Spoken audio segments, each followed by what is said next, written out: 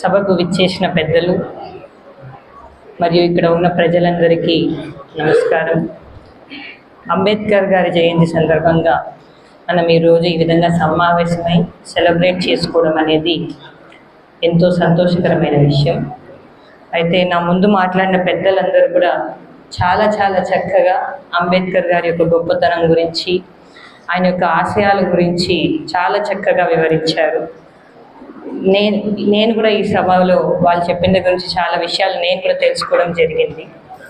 అయితే ఆశయాల గురించి, ఆయన అనుకున్న అభివృద్ధి గురించి ఆల్రెడీ మన పెద్దవాళ్ళు చెప్పారు కాబట్టి ఒక 2 విషయాలు మాత్రం నేను మీ అందరితో పంచుకోవాలనుకుంటున్నాను. సో అంబేద్కర్ గారు ముఖ్యంగా ఆయన ఎన్ని పుస్తకాలు రాసినా, ఎన్ని డాక్టరేట్ చేసినా, ఆయన యొక్క ముఖ్య ఉద్దేశం మాత్రం 2 విషయాల మీదే ఉండేది. ఒకటిది స్త్రీ అభివృద్ధి. సో అంబేద్కర్ గారు ఒకనొక సమావేశంలో ఈ విధంగా చెప్పారు, I will measure the progress of a society by the development of it's women. So ఒక సమాజంలో స్త్రీలు ఎంత అభివృద్ధి చెంది ఉన్నారన్న దాన్ని బట్టి ఆ సమాజం యొక్క అభివృద్ధిని నేను అంచనా వేస్తాను అని చెప్పారు. ఇక్కడ ఇంకొక సంతోషకరమైన విషయం ఏమి అంటే, వచ్చిన వాళ్ళలో కూడా చాలా మంది స్త్రీలు ఇక్కడ ఉన్నారు. అమ్మాయిలు, స్కూల్ వెళ్ళే పిల్లలు, కాలేజ్ వెళ్ళే బాలికలు అందరూ కూడా ఇక్కడ ఉన్నారు. మీ అందరూ కూడా అర్థం చేసుకోవాల్సింది ఏమంటే, స్త్రీ విద్య, స్త్రీ ఉపాధి అండ్ స్త్రీ సుస్థిరత, ఈ 3 అనేది చాలా ముఖ్యం. దానికోసం ఆయన ఎంతగానో పాటుపడ్డారు. సో స్త్రీలకు కనుక మనం చూసుకున్నట్లయితే స్కూల్స్ నుంచి మనకి కేజీబీవీస్ ఉన్నాయి, మోడల్ స్కూల్స్ ఉన్నాయి. తర్వాత కాలేజ్లో కూడా మనకి ప్రతి ఒక్క చోట కూడా స్కాలర్షిప్స్ అనేవి ఉన్నాయి. మీరు తర్వాత స్కాలర్షిప్ అయిపోయి స్కూలింగ్, కాలేజ్ అయిపోయిన తర్వాత మీరు ఉద్యోగం చేయాలి అనుకుంటే దానికి కావాల్సిన స్కిల్ ట్రైనింగ్ కూడా మనం ఇస్తాము. లేదు చదువుకోలేదు, ఆల్రెడీ లోన్ తీసుకునే ఫెసిలిటీ కూడా లేదు అంటే మనము డ్వాక్రా గ్రూపుల ద్వారా మహిళలందరికీ లోన్స్ ఇచ్చి వాళ్ళ కాళ్ళ మీద వాళ్ళు నిలబడే విధంగా ప్రభుత్వం మీకు అన్ని సహకారాలు ఇస్తూ ఉన్నాయి. మీకు ఏ విధమైన డౌట్ ఉన్నా కూడా మండే నాడు నేను కలెక్టర్ గారు గ్రీవెన్స్లో కూర్చోంటాము. మండే ఒక్కరోజే కాదు, మన వారంలో ఉన్న 7 రోజులు కూడా నేను కలెక్టర్ గారు కలెక్టరేట్లోనే ఉంటాము.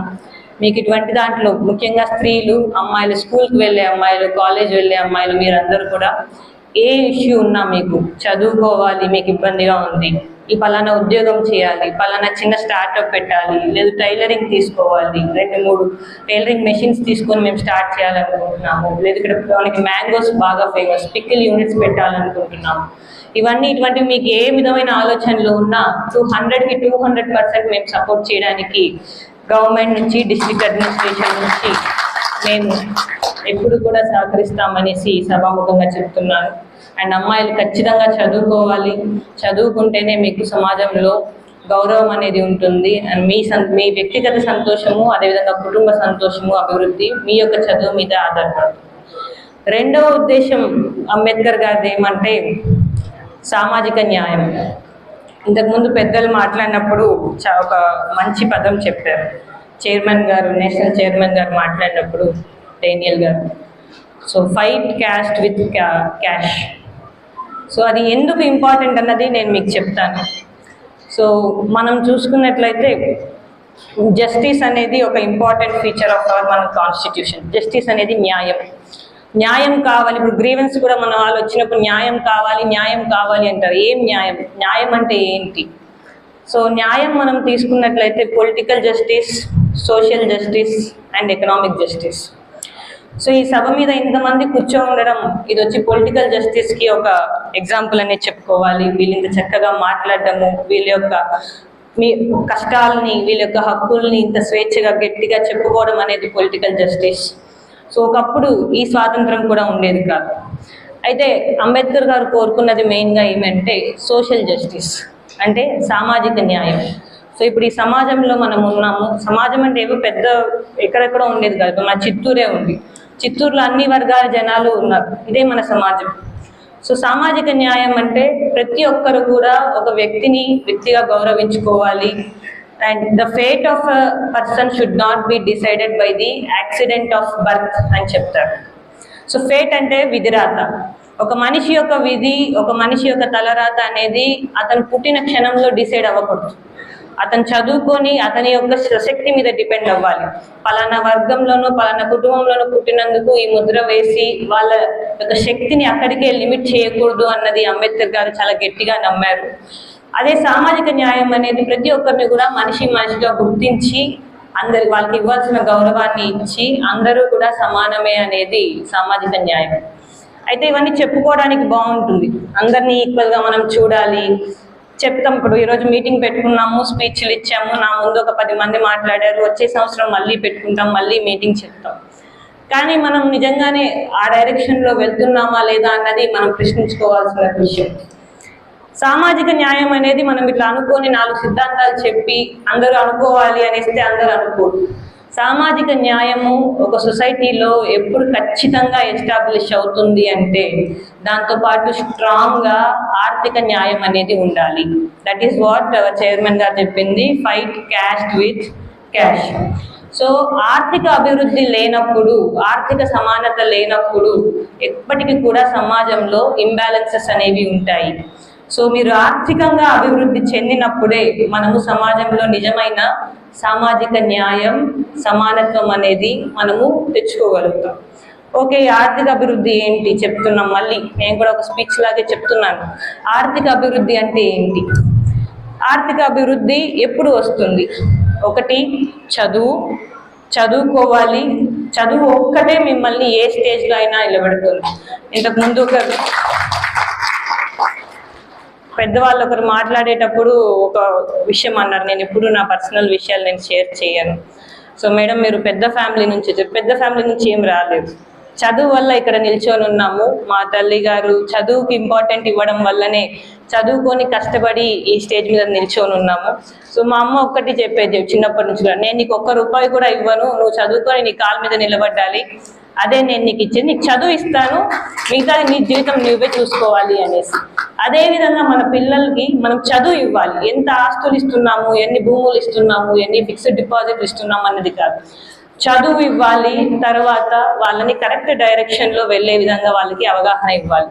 కొద్దిమంది ఉద్యోగాలు చేస్తారు, కొద్దిమంది సొంతంగా ఉపాధి అవకాశాలు కల్పిస్తారు. అయితే ఇంతకుముందు ఒకరు పెద్దలు మాట్లాడారు, అది కొంచెం నాకు బాధాకరంగా అనిపించింది. మేడం, ఇవి మా ఉద్యోగాలు మాకు వదిలేయండి, ఇవి మా ఉద్యోగాలు, ఇటువంటి ఉద్యోగాలు మావి అని మన మైండ్లో ఉన్నంత కాలం మనం అభివృద్ధి చెందలేమనేది నేను చెప్పాలనుకుంటున్నాను. అవి మన ఉద్యోగాలు కాదు, అవి ఉద్యోగాలు అంతే.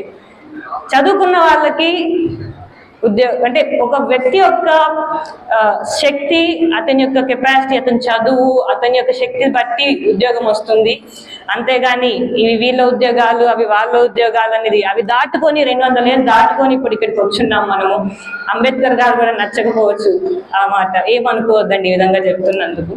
సో ఇంకొకటి అన్నారు, ఉద్యోగాలు కావాలి అని.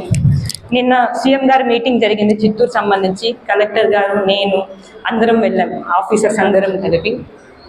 సో సీఎం గారు ఒక ముఖ్యమైన విషయం చెప్పారు,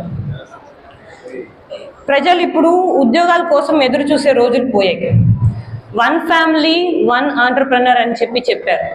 అంటే ప్రతి కుటుంబంలో ఒక ఆంటర్‌ప్రెన్యూర్ ఉండాలి. ఎవరో వచ్చి ఉద్యోగాలు ఇస్తారు, గవర్నమెంట్లో ఇక్కడ ఉద్యోగం ఇస్తారు, ఎవరో కంపెనీ పెట్టి చిత్తూరుకు ఒక కంపెనీ వస్తుంది అప్పుడు నాకు ఉద్యోగం వస్తుంది అన్న రోజులు కావు ఇవి. సో మనము ఫైనాన్స్ ఇస్తాము, మీకు క్యాపిటల్ డబ్బులు ఇస్తాము, భూములు ఉన్నాయి, ఇక్కడ భూములు కూడా అలాట్మెంట్ చేస్తాము, మనకై మనం స్వశక్తిగా ఇన్వెస్ట్ చేసుకొని మనం 10 మందికి ఉద్యోగాలు కల్పించే స్థితికి మనం వెళ్ళాలి. ఉద్యోగం కోసం ఎదురు చూడడం కాదు, ఉద్యోగం కల్పించే స్థితికి వెళ్ళాలి.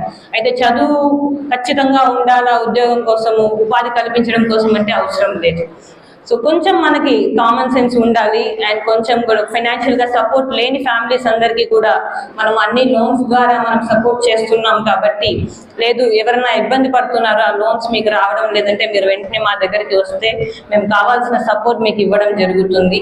సో ఖచ్చితంగా ప్రతి ఒక్కరు స్త్రీలు కావచ్చు, పురుషులు కావచ్చు, ఎవరైనా కూడా మీరు చదువుకోవాలి. మీ కుటుంబంలో పిల్లలకి చదువు యొక్క ఇంపార్టెన్స్ చెప్పాలి.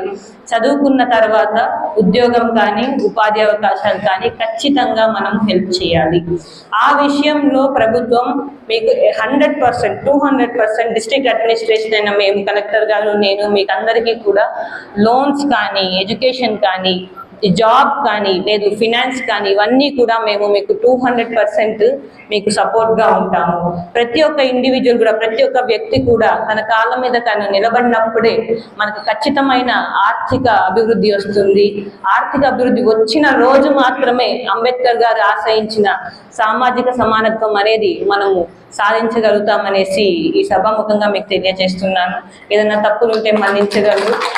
సో మనం డిస్టిక్లో మీరు కలెక్టరేట్ ఎప్పుడు 24 hours మీకు కలెక్టరేట్ అవైలబుల్లోనే ఉంటుంది. మీరు డైరెక్ట్గా రావచ్చు, లేదు లీడర్స్ ద్వారా రావచ్చు. అండ్ కొన్ని 4 points చెప్పారు. ఒకటి ఏపీఐసి ల్యాండ్స్ గురించి చెప్పారు, అండ్ వెహికల్ సబ్సిడీస్ గురించి చెప్పారు, స్పెషల్ గ్రీవెన్స్ డే గురించి చెప్పారు, అండ్ మోడల్ స్కూల్స్, ఇంకొకటి లోన్ ఎక్స్టెన్షన్ డేట్ గురించి కూడా చెప్పారు. సో ఇవన్నీ కూడా కలెక్టర్ గారి దృష్టికి తీసుకెళ్లడం జరుగుతుంది. మీతో మాట్లాడే ముందు కలెక్టర్ గారికి ఫోన్ చేశారు. అండ్ ఇంకొకటి ఎస్సీ స్టడీ హాల్ గురించి కలెక్టర్ గారు ఆల్రెడీ ఒప్పుకున్నారు. సో డీడీ గారు మీరు ఏం చేయవచ్చు అంటే, సో మీరు బుక్స్ లిస్ట్ తీసుకోండి. అంటే గ్రూప్స్ ఎవరెవరు, ఏ పిల్లలు ఏం చదువుకునే వాళ్ళు ఉన్నారు, డిఎస్సి ప్రిపేర్ అయ్యే వాళ్ళు ఉన్నారా, గ్రూప్స్ ప్రిపేర్ అయ్యే వాళ్ళు ఉన్నారా, ఎటువంటి కామన్ బుక్స్ మీరు లిస్ట్ తీసుకోండి, మీరు ఇవ్వండి. We will give you from collectorate, we'll give 50,000, 1 lakh, 2 lakh. So లైబ్రరీకి కావాల్సిన అమౌంట్ మేము మీకు ఇస్తాము, ఎవ్రీథింగ్. సో స్టడీ హాల్ అనేది మనం డిస్ట్రిక్ట్లోనే మేము చేయగలిగింది కాబట్టి అది 100% మేము చేయగలమని చెప్పగలుగుతున్నాము. సో మీరు లిస్ట్ ప్రిపేర్ చేయండి, ప్రిపేర్ చేసి నా దగ్గర తీసుకోరండి, ఇమ్మీడియట్గా మనం శాంక్షన్ చేస్తాము, ఎటువంటి డిలే అనేది ఉండదు. సో దీంతో మీ అందరి దగ్గర సెలవు తీసుకుంటున్నాను. ఆశయాల్ని మళ్ళీ మనం గుర్తుపెట్టుకొని ఆ విధంగా మనం ముందడుగు వేయాలని తెలియజేస్తున్నాం.